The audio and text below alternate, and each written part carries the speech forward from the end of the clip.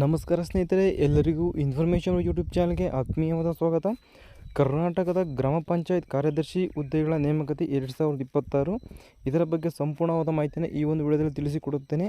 ಮುಂದಿನ ದಿನಗಳಲ್ಲಿ ಗ್ರಾಮ ಪಂಚಾಯತ್ ಸೆಕ್ರೆಟರಿ ಹುದ್ದೆಗಳಿಗೆ ಅಧಿಸೂಚನೆ ಕೂಡ ಬಿಡುಗಡೆಯಾಗಲಿದೆ.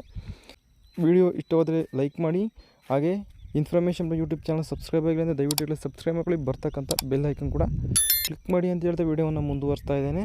ನೋಡಿ, ಈ ವಿಡಿಯೋದಲ್ಲಿ ನಿಮಗೆ ಎಷ್ಟು ಹುದ್ದೆಗಳು ಬರುವುದು, ಯಾರೆಲ್ಲ ಅರ್ಜಿಗಳನ್ನು ಹಾಕಬಹುದು, ಸಂಬಳ ಎಷ್ಟಿರುತ್ತೆ, ಪರೀಕ್ಷೆ ಯಾವ ರೀತಿ ನಡೆಯುತ್ತೆ ಮತ್ತು ಹೇಗೆ ತಯಾರಿ ಮಾಡಿಕೊಳ್ಳಬೇಕು, ಎಕ್ಸಾಮ್ ಪ್ಯಾಟರ್ನ್ ಕೂಡ ಮಾಹಿತಿಯನ್ನು ತಿಳಿಸ್ತೇನೆ. ವಿಡಿಯೋವನ್ನು ಸ್ಕಿಪ್ ಮಾಡೋದು ಸಂಪೂರ್ಣವಾಗಿ ನೋಡಿ. ಈ ನೇಮಕಾತಿ ಸಾಮಾನ್ಯವಾಗಿ ಗ್ರಾಮ ಪಂಚಾಯತ್ ಕಾರ್ಯದರ್ಶಿ, ಪಂಚಾಯತ್ ರಾಜ್ ಅಭಿವೃದ್ಧಿ ಸಂಬಂಧಿತ ಆಡಳಿತ ಹುದ್ದೆಗಳು ಆಗಿರುತ್ತವೆ. ಅಂದರೆ ಗ್ರಾಮ ಪಂಚಾಯತ್ ಸೆಕ್ರೆಟರಿ ಹುದ್ದೆಗಳು ಆಗಿರುತ್ತೆ ಸ್ನೇಹಿತರೆ. ನಿರೀಕ್ಷಿತ ಹುದ್ದೆಗಳು ಬಂದುಬಿಟ್ಟು ಎಷ್ಟಿರುತ್ತೆ ಅಂತಂದರೆ ಸುಮಾರು 900ರಿಂದ 1100 ಹುದ್ದೆಗಳಿಗೂ ಕೂಡ ಇಲ್ಲಿ ಅಧಿಸೂಚನೆ ಬರಬಹುದು ಸ್ನೇಹಿತರೆ, ಸರಿನಾ.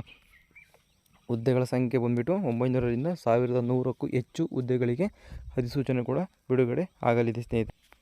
ಇನ್ನು ಇದಕ್ಕೆ ವಿದ್ಯಾರ್ಹತೆ ಏನಿರಬೇಕು ಅಂತ ನೋಡ್ತಾ ಹೋದಾದರೆ, ಸಾಮಾನ್ಯವಾಗಿ ಯಾವುದೇ ಮಾನ್ಯತೆ ಪಡೆದ ವಿಶ್ವವಿದ್ಯಾಲಯದಿಂದ ಎನಿ ಡಿಗ್ರಿ ಆದಂಥ ಅಭ್ಯರ್ಥಿಗಳು ಅರ್ಜಿಗಳನ್ನು ಸಲ್ಲಿಸ್ಕೊಳ್ಬೋದು.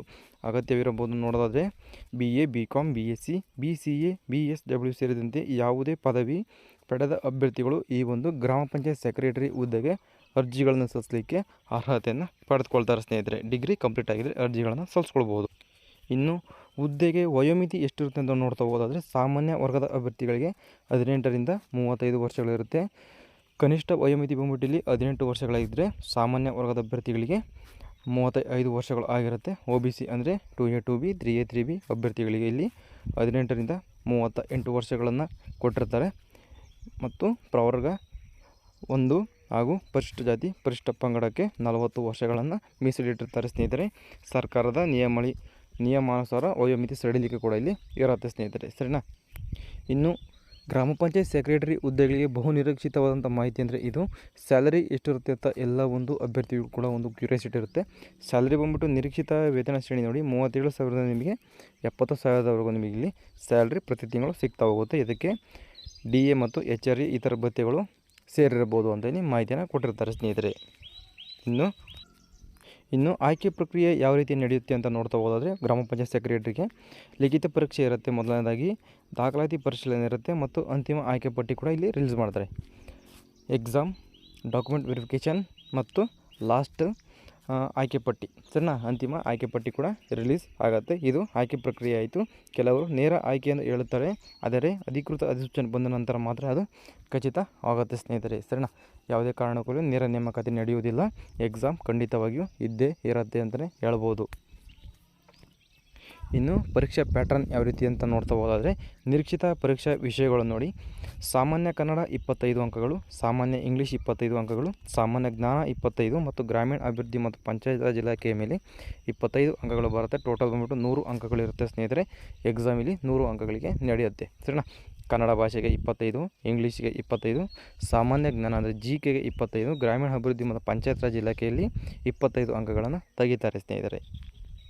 ನೋಡಿ, ಪಂಚಾಯತ್ ರಾಜಲ್ಲಿ ಯಾವೆಲ್ಲ ವಿಷಯಗಳು ಬರುತ್ತೆ ಅಂತ ನೋಡ್ತಾ ಹೋದರೆ, 73ನೇ ತಿದ್ದುಪಡಿ ಇದರ ಮೇಲೆ ಬರುತ್ತೆ. ಗ್ರಾಮ ಸಭೆ ಮತ್ತು ಪಂಚಾಯತ್ ರಾಜ್ ರಚನೆ, PDO ಮತ್ತು ಕಾರ್ಯದರ್ಶಿಯ ಕರ್ತವ್ಯಗಳ ಮೇಲೆ ನಿಮಗೆ ಎಕ್ಸಾಮ್ನಲ್ಲಿ ಪ್ರಶ್ನೆಗಳು ಬರುತ್ತೆ.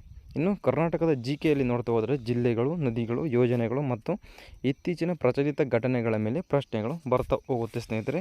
ಇನ್ನು ಅಧಿಕೃತ ವೆಬ್ಸೈಟ್ ಮತ್ತು ಪ್ರಕಟವಾದ ಬಳಿಕ ನೋಡಬೇಕಾಗುತ್ತೆ. ನೋಡ್ತಾ ಹೋದರೆ ವೆಬ್ಸೈಟ್ನ ಓಪನ್ ಮಾಡಬೇಕಾಗುತ್ತೆ. ರಿಕ್ರೂಟ್ಮೆಂಟ್ ವಿಭಾಗಕ್ಕೆ ಹೋಗಿ ಅಪ್ಲಿಕೇಶನ್ ಫಾರ್ಮ್ ಭರ್ತಿ ಮಾಡಿ, ದಾಖಲಾತಿಗಳನ್ನು ಅಪ್ಲೋಡ್ ಮಾಡಿ, ಶುಲ್ಕ ಪಾವತಿಸಿ ಫಾರ್ಮನ್ನು ನೀವು ಅಪ್ಲೋಡ್ ಮಾಡಬೇಕಾಗುತ್ತೆ ಸ್ನೇಹಿತರೆ. ಇನ್ನು ತಯಾರಿ ಟಿಪ್ಸ್ಗಳನ್ನು ನೋಡ್ತಾ ಹೋಗೋದಾದರೆ, ಪ್ರತಿದಿನ ನೀವು 30 ನಿಮಿಷ ಕನ್ನಡವನ್ನು ಅಭ್ಯಾಸ ಮಾಡಬೇಕಾಗತ್ತೆ. 30 ನಿಮಿಷ GK ಅಂದರೆ ಸಾಮಾನ್ಯ ಜ್ಞಾನ, ಸರಿನಾ. 20 ನಿಮಿಷ ಪಂಚಾಯತ್ ರಾಜ್ ಇಲಾಖೆಯಲ್ಲಿ, 20 ನಿಮಿಷ ಮತ್ತು MCQ ಅಭ್ಯಾಸ ಮಾಡಿದರೆ ಇದು ಪರೀಕ್ಷೆ ತಯಾರಿ ಆಗಿರುತ್ತೆ. ಇದನ್ನು 30 ದಿನ ಮಾಡಿದರೆ ಉತ್ತಮ ಸ್ಕೋರ್ನ ನೀವು ಪಡೆದುಕೊಳ್ಬೋದು. ಇಷ್ಟು ಈ ಒಂದು ಗ್ರಾಮ ಪಂಚಾಯತ್ ಕಾರ್ಯದರ್ಶಿ ಅಂದರೆ ಗ್ರಾಮ ಪಂಚಾಯತ್ ಸೆಕ್ರೆಟರಿ ಹುದ್ದೆಯ ಬಗ್ಗೆ ಸಂಪೂರ್ಣವಾದ ಮಾಹಿತಿ ಆಗಿರುತ್ತೆ. ಏನಾದ್ರು ಡೌಟ್ಸ್ ಇತ್ತಪ್ಪ ಅಂತ ದಯವಿಟ್ಟು ಕಮೆಂಟ್ ಬಾಕ್ಸಲ್ಲಿ ಕಮೆಂಟ್ ಮಾಡಿ. ವಿಡಿಯೋ ಇಷ್ಟವಾದರೆ ಲೈಕ್ ಮಾಡಿ. ಹಾಗೆ ಇದೇ ಥರದ ಹೆಚ್ಚಿನ ಉದ್ಯೋಗ ಮಾಹಿತಿಗಳನ್ನು ಕನ್ನಡದಲ್ಲಿ ತಿಳಿಯಲು ಇನ್ಫಾರ್ಮೇಷನ್ ಯೂಟ್ಯೂಬ್ ಚಾನಲ್ ಸಬ್ಸ್ಕ್ರೈಬ್ ಆಗಿ ಬರ್ತಕ್ಕಂಥ ಬೆಲ್ ಐಕಾನ್ ಕೂಡ ಕ್ಲಿಕ್ ಮಾಡ್ಬೋದು. ಸಿಗೋಣ ಮುಂದಿನದಲ್ಲಿ. ಬಾಯ್.